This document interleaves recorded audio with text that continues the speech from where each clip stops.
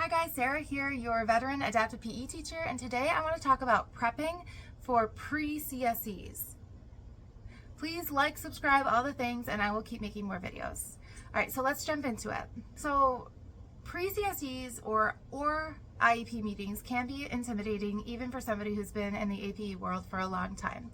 So the pre-CSEs is where typically you're going to be meeting with the parents and the entire team and talking about what your goals and your plan is for that kiddo for next year. The CSE meeting or the annual review meeting is where you're going to be with all the administration. And so you've already had the pre-CSE, and at the annual review meeting is where it gets super serious. We're going to talk about how do we prep for that, because when you prepare, then you're walking into that meeting with confidence, organized, and you're really going to feel ready to advocate for the needs of that student. Talk about how to get there. First, you're going to want to review the current IEP. You're going to look at your data and you're going to make sure it's kind of matching up with what you're seeing, right? So is the current IEP matching up with the data that you have?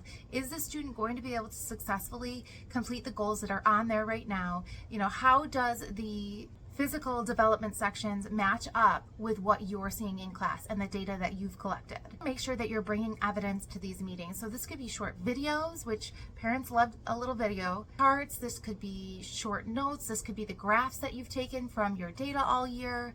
Visuals really make your input very clear and much more powerful. A lot of written word, a lot of verbiage, it's going to become overwhelming because everybody else at the team is going to be coming with that same kind of stuff.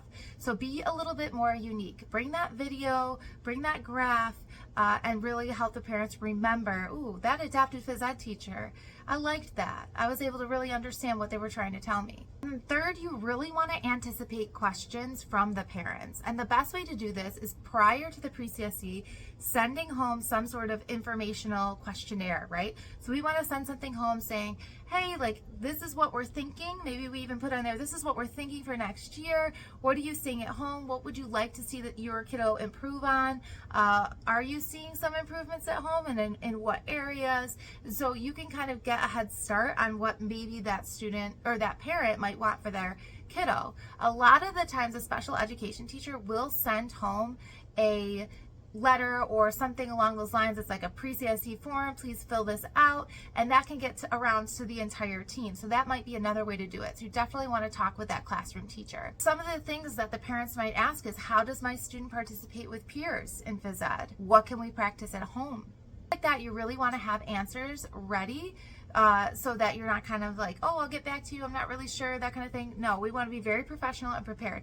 Those are two of the biggest questions that parents are going to ask. Finally, you don't want to forget that collaboration piece, right? So prior to this pre-CSE, we are chatting with the therapists and the classroom teachers to figure out, okay, what is it that you're going to be talking about with these parents? Do our goals align? Do they overlap?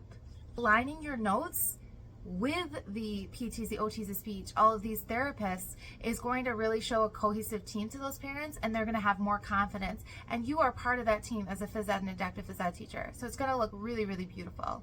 Going in prepared, showing the parents and the other team members that you are an advocate for that student. Your input is essential to that student's success.